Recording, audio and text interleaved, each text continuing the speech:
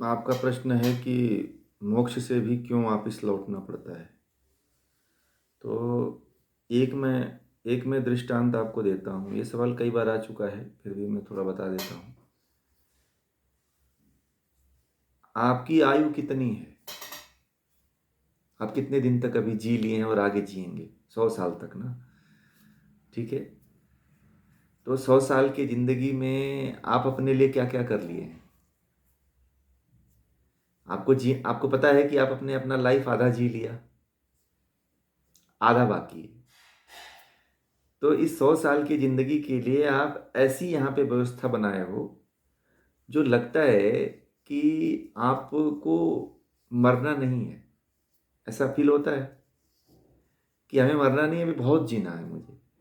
और इसके लिए आपने, मुझे लगता है कि 7 पीढ़ियों के लिए पैसा इकट्ठा कर लेते हो। 7 पीढ़ियों के लिए जो है, मतलब इतनी आपकी उम्र हो कि 700 साल तक के लिए आप जो है धन इकट्ठा कर लेते हो, ज़मीन खरीद लेते हो कि मुझे इतने साल तक अभी जीना है, रहना है। परंतु प्रकृति का ऐसा विधान है कि जीवन की एक यही सत्यता है। दुख इस बात का है कि जो सबसे अनमोल हमारा खजाना है, वह समय है, वह निकल जाता है। सबसे अनमोल चीज़ होती है। तो आप इतने समय के लिए आप इतना इकट्ठा करते हो। ठीक है। तो आप सोचो कि मुक्ति का जो काल है, मैंने बताया था कि 31 नील 10 खरब 40 अरब वर्ष तक है। तो ये बताइए, कम है क्या है? मतलब कि 36,000 बार जो सृष्टि और प्रलय होता है, जो सृष्टि की उत्पत्ति और प्रलय होता है, मतलब उतने काल तक आप मोक्ष में रहोगे। तो ये कम है क्या? कम है क्या? मैंने इसीलिए उदाहरण दिया कि 100 साल के लिए आप इतनी व्यवस्था करके बैठे हुए हो कि मुझे बहुत सुकून की जिंदगी जीना है। तो आप जो मेहनत कर लोगे उसके लिए तो अभी आपको 31 नील 10 खरब 40 हजार वर्ष तक जो है आपको मोक्ष में रहना। ये कम है? नहीं कम है। तो मोक्ष से आत्माएं इसलिए वापस लौटती हैं कि उनका ज्ञान क्षीण हो जाता है। क्या होता है? ज्ञान क्षीण हो जाता है। मान लीजिए कि आपको जो है, आप इंजीनियर हो, आपकी ड्यूटी जो है हिमालय पे लगा दिया गया, तो आप वहां पे लाइफ टाइम रह लोगे? बोर नहीं हो गया? बोर हो गए ना? बोलोगे यार ये बहुत हो गया यहाँ पे जॉब करते करते, अब मुझे दूसरी जगह जाना है। ठीक है। तो एक जगह पे आत्मा का क्या गुण है, आत्मा का लक्षण क्या है? तो मैंने कल बताया था ना। बोलिए कोई आत्मा के जो लक्षण है क्या क्या है? इच्छा और सुख दुख, प्रयत्न है, ज्ञान। तो ये आत्मा के लक्षण होते हैं। तो आत्मा का जो स्वभाव होता है, सुख दुख, ज्ञान, वैराग्य, इच्छा, कामना। तो आत्मा की एक कामना होती है कि एक चीज को ना भोगूं। उसी को बार बार बोर हो जाता है आदमी। आपको केवल चावल दाल दिया जाए हमेशा 1-2 महीने तक, तो आप रह जाओगे उसी को खा करके? नहीं रहेंगे ना। तो उसी तरह से परमात्मा की एक ऐसी व्यवस्था है कि उस व्यवस्था के तहत जो है आपको पुनः जो है, जब आपका ज्ञान क्षीण हो जाता है, जब आपका जो है मोक्ष का काल जब पूरा हो जाता है, तो फिर आपको आना पड़ता है जहां से आप मरे होते हो। मान लीजिए कि आज आप हमसे जुड़े, आज आप हमसे जुड़ करके और ज्ञान को प्राप्त किया, और कुछ समय बाद तप करके साधना करके आप मुक्त हो गए। हम्म। तो जब मुक्त हो गए, तो जहां से आपने तप शुरू किया था, जिस दिन से, आज से तप शुरू करते हो, और इसके जो पीछे वाला लाइफ था इसका, वहां से जो पीछे वाली जो आपकी लाइफ थी, वहां से आपका जो दूसरा जन्म शुरू होता है। जब आप मोक्ष से आते हो तो वहां से आपका फिर संस्कार शुरू होता है। और यदि, और दूसरी बात एक और बता दूं कि जब मोक्ष काल से जब व्यक्ति लौटता है, तो ये ध्यान रखिएगा उसका जन्म कहाँ होता है? ग्रुप डी में होता है। कहाँ होता है? ग्रुप डी में होता है। ये भी ध्यान रखिएगा। तो यदि आप उस ग्रुप डी जो एकदम सबसे निकृष्ट निचला एकदम स्तर है, ठीक है, तो वहां पे जन्म होता है, मतलब वहां पे आपको अध्यात्म में आने की संभावनाएं कम होती है। तो वह देखिए, जो एकदम ग्रुप डी वाला व्यक्ति है, तो वो केवल खाने और कमाने के अलावा कुछ और सोचता ही नहीं। उसको ज्ञान की बातें करिए तो उसको अच्छा लगेगा क्या? उसको समझ ही नहीं आता। उसको तो ये लगता है कि सुबह दिन भर काम करते हैं, रात को सो जाते हैं, फिर सुबह उसको यही धुन रहती है कि मुझे काम पे जाना है, पैसा कमाना है, फिर सो जाना है, फिर कुछ दारू पी लेना है, कुछ मीट मांस खा लेना है। इस तरह से वही सोचता है बस। तो ऐसा ही जन्म मिलेगा। और फिर यदि कहीं किसी की संगति मिल गई, किसी अच्छे विद्वान के संगति में पड़ गए, तब तो हो सकता है कि कल्याण हो जाए। नहीं मिला तो फिर अगर दूसरे, फिर वैसे ही मरोगे, फिर जन्म लोगे, मरोगे, जन्म लोगे। और ऐसा भी नहीं है कि बार बार आप मनुष्य ही जन्म में लोगे आप, ऐसा भी नहीं है। कीड़े मकोड़े, पशु पक्षियां, मच्छर, कीट पतंग, इसी योनियों में भी आना पड़ेगा। तो इस तरह से जीवन आपका मतलब मिलता है। और मोक्ष के बाद आपको ज्ञान क्षीण होने के बाद जो है, संस्कार क्षीण होने के बाद जो है, जो ज्ञान का संस्कार है वो क्षीण हो जाता है, तो फिर वापस आना पड़ता है। और दूसरी बात क्या होती है कि जैसे जैसे समय बीतता जाता है, आत्माएं परमात्मा का पूरा आनंद समाधि में नहीं ले पाती हैं। जब आत्मा परमात्मा का पूरा आनंद नहीं ले पाती हैं, तब उनकी शक्ति क्षीण होने लगती है। फिर उनको जब काल पूरा हो जाता है, तो जैसे कहते हैं ना कि जब व्यक्ति का समय पूरा हो जाता है तो उसके हाथ पैर अंग सब काम करने बंद कर देते हैं। तो उसी तरह से जब मोक्ष का काल पूरा होता है तो व्यक्ति का सब ज्ञान क्षीण हो जाता है। तब वो परमात्मा को जान भी नहीं पाता है, ना आनंद उसका ले पाता है। फिर उसको पृथ्वी पे आना पड़ता है। अब देखिए, अब एक बात और आती है कि हमें बार बार पृथ्वी पे इसलिए आना पड़ता है कि हमारा करोड़ों अरबों बार जन्म हो चुका है। कितनी बार? जब से सृष्टि है तब से हमारा जन्म हो रहा है और हम मर रहे हैं। तो इतने मतलब कि काल तक आप जो है, जो कर्म किए हो और कर्मों का संस्कार है, उस कर्मों के संस्कार को भुगतने के लिए आपको जन्म लेना पड़ता है। आप लोग ये मत समझ लेना कि हम एक क्षण के लिए जो कोई बुरा काम करते हैं तो ये ऐसे ही निकल जाएगा, परमात्मा इसको क्षमा कर देगा। परमात्मा आपके हर एक सेकंड का रिकॉर्ड रखता है। उसके पास ऐसा मेमोरी कार्ड है ना, कि आप क्या देख रहे हो, क्या सुन रहे हो, क्या सोच रहे हो, क्या बोल रहे हो, क्या करोगे, वो सब रिकॉर्ड करके रखता है। ठीक है, वो सब रिकॉर्ड करके रखता है। और आपको जब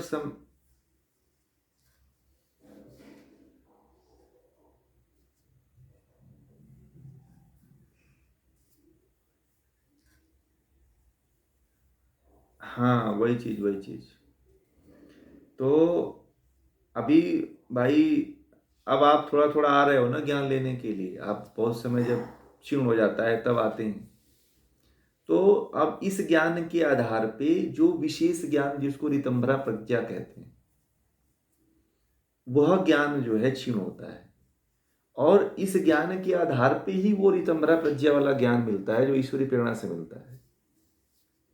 अगर ये ज्ञान अगर आपको नहीं है, शास्त्रों का ज्ञान नहीं है, वेदों का ज्ञान नहीं है, दर्शनों का ज्ञान नहीं है, तो फिर आपको फिर वापस लौटना पड़ता है। इसीलिए बार बार मोक्ष से जीवात्मा को वापस लौटना पड़ता है। ठीक है, एक समय सीमा निर्धारित है इसकी भी कि इतने काल तक ही मोक्ष में रहोगे। और इतना काल मुझे नहीं लगता है कि कम है। कम है क्या? नहीं कम है।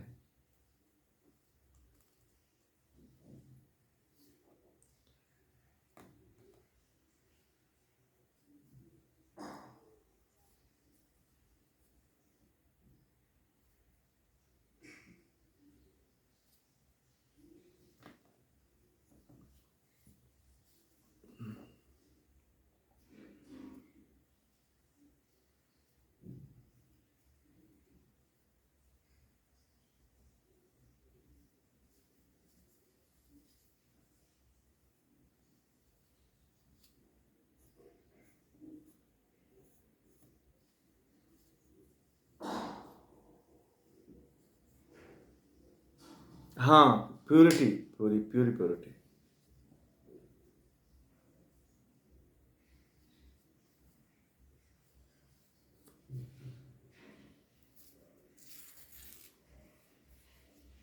इस हाँ, ये इसीलिए कि आत्मा अल्पज्ञ है, आत्मा सर्वशक्तिमान नहीं है। आत्मा जो होती है ना, वो ईश्वर के बराबर उसके पास शक्ति नहीं कि वो ईश्वर बन जाए। ठीक है, इसीलिए ईश्वर को सर्वशक्तिमान कहा जाता है कि उसके बराबर कोई शक्तिमान, उसके जैसा शक्ति बल नहीं है। इसीलिए आत्मा को अल्पज्ञ कहा जाता है कि आत्मा अल्पज्ञ है। इसीलिए आत्मा का अल्प यज्ञ मतलब अल्प ज्ञानी है।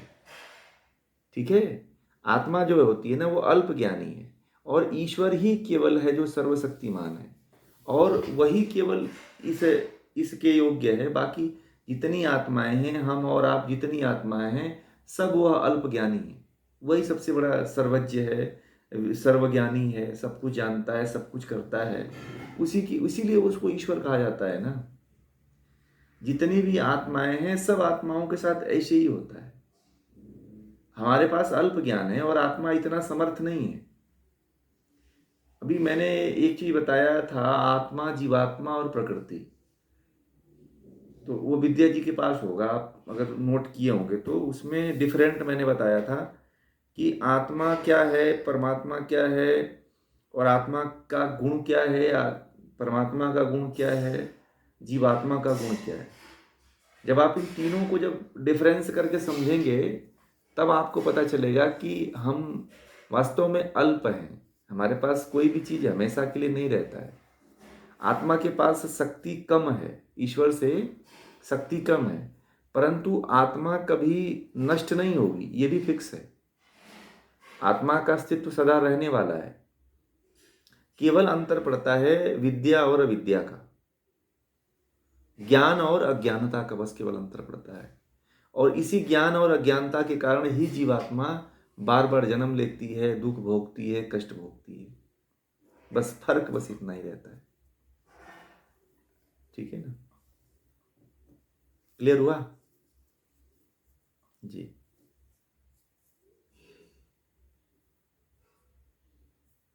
और बताइए।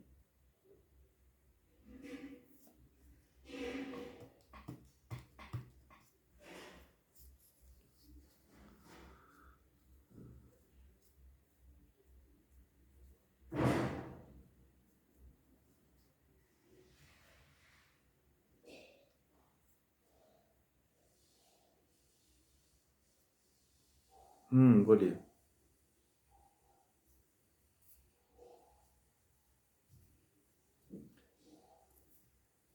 नहीं, आप मेहनत करोगे तो मिलेगा, क्यों नहीं मिलेगा।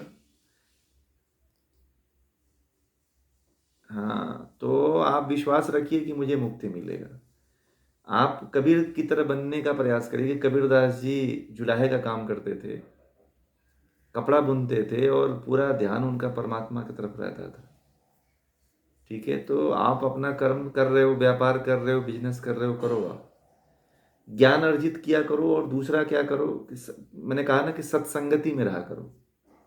ठीक है, तो सत्संगति में जब आप रहोगे तो ज्ञान आपका बढ़ेगा और धीरे धीरे जब साधनाएं करते रहोगे, ध्यान करते रहोगे, आप सही दिनचर्या रखोगे, तो आप निश्चित रूप से समाधि को प्राप्त करोगे, आत्मा का साक्षात्कार करोगे। एक सीक्वेंस है, सबसे पहले व्यक्ति प्रकृति को जानता है, उसके बाद से जीवात्मा का साक्षात्कार करता है, उसके बाद से ईश्वर का साक्षात्कार हो पाता है। तो एक सीक्वेंस के तहत व्यक्ति पहुंचता है उस परमात्मा तक। तो मेहनत करिए, और हो सकता है, कोई नहीं जानता है, आप यदि बहुत अगर हाई लेवल का अगर अभ्यास, वैराग्य और विवेक आपके पास हो गया, तो आपको मोक्ष में जाने से कोई नहीं रोक सकता है।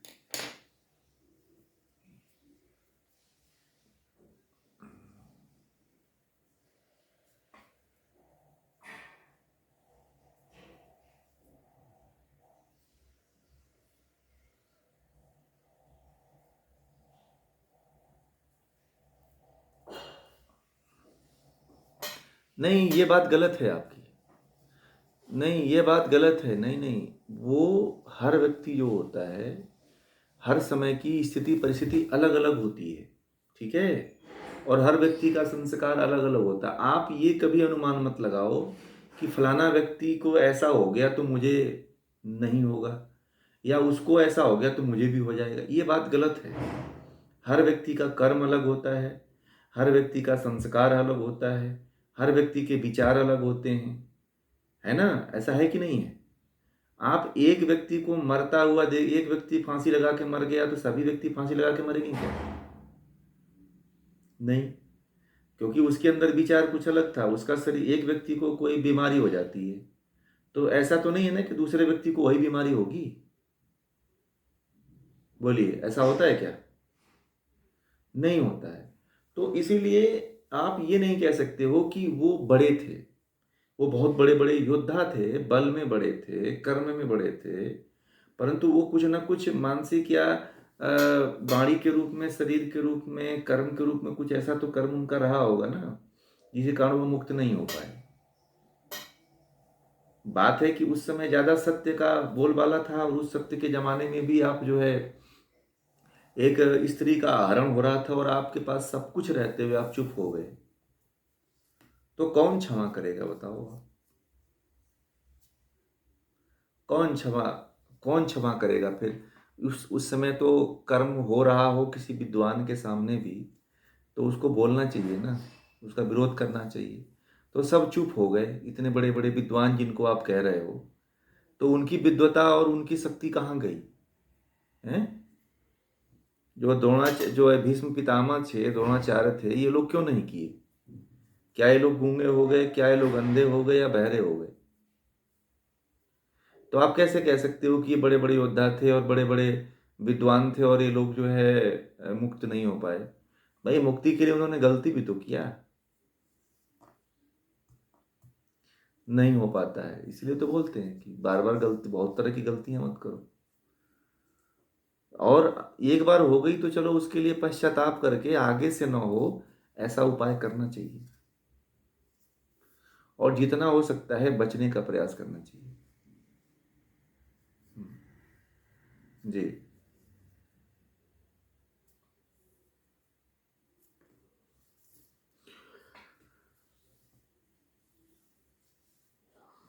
40 अरब वर्ष। 40, हाँ। हम्म।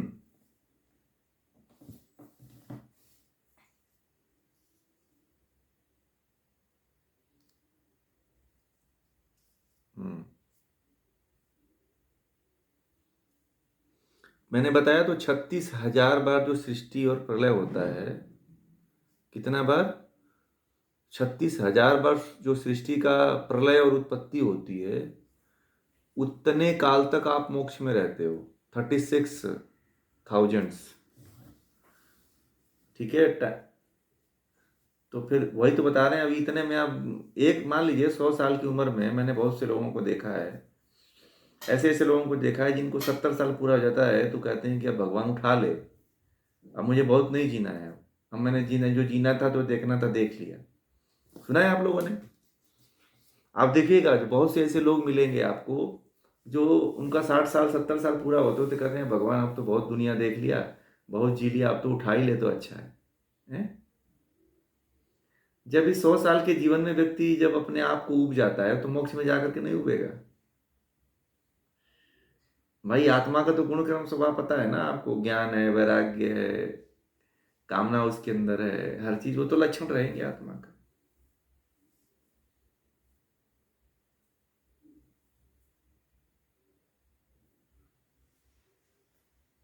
हाँ, काम करते करते भी रिटायरमेंट हो जाते हैं।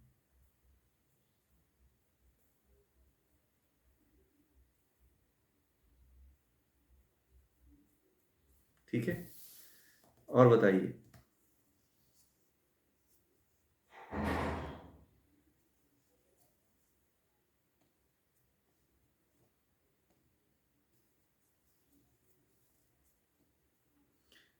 अभी मैंने एक पोस्टर भेजा है, दीपा पूजा जी, उसमें पूरा सब कुछ डिटेल लिख दिया है। उस पोस्टर को आप देखिए, सभी लोगों के लिए मैंने ग्रुप में डाल दिया है। उस ग्रुप में जाकर के देखिए, आप जो सानिध्यम योग यूनिवर्सल फैमिली है उसमें आपको मिल जाएगा। ठीक है, सभी ग्रुपों में, गीता वाले भी ग्रुप में है, आप देखेंगे तो उसमें कितना काल सतयुग का है, कितना काल द्वापर का है, कितना काल त्रेता का है, कितना समय कलयुग का है, सब लिखा हुआ है। और वहां से आप जानकारी प्राप्त कर सकते हैं, सारी जानकारी प्राप्त कर सकते हैं। अगर अगर आपके अगर आपके कर्म अच्छे नहीं हैं, ठीक है, अगर आपके कर्म अच्छे नहीं हैं तो हो सकता है कि एक सृष्टि भी पार हो जाए आपको जन्म लेने में। एक बार मान लीजिए कि आपने सतयुग में जन्म ले लिया, अच्छा कर्म नहीं किया, तो हो सकता है कि ये सतयुग भी बीत जाए, द्वापर भी बीत जाए, कलयुग भी बीत जाए, फिर नई सृष्टि जब बनेगी तो हो सकता है तब भी मिले। क्योंकि आजकल का व्यक्ति जो आत्महत्या कर लेता है, तो जो कीड़े मकोड़े, जीव जंतु, पशु पक्षी, पेड़ पौधे, कीट पतंग, वायरस हैं,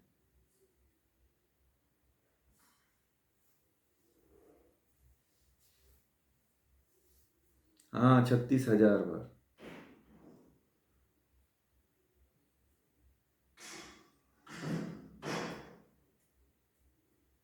तो ये है, आप अगर बहुत अच्छा, मैंने बताया था कि 50% अच्छा कर्म करते हो और 50% बुरा कर्म करते हो, तो आपका जन्म जो है एक साधारण, यानी कि ग्रुप डी में जन्म होगा आपका।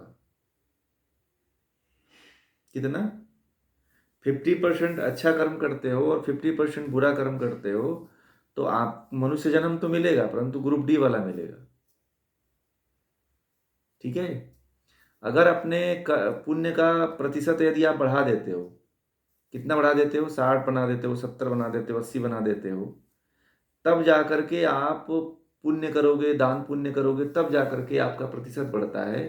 तो आप किसी अच्छे माँ बाप के घर में जन्म लेते हो, जहाँ से आपको ज्ञान विद्या वेद उपनिषद आदि ग्रंथ बचपन में ही जानने सुनने के लिए मिल जाता है।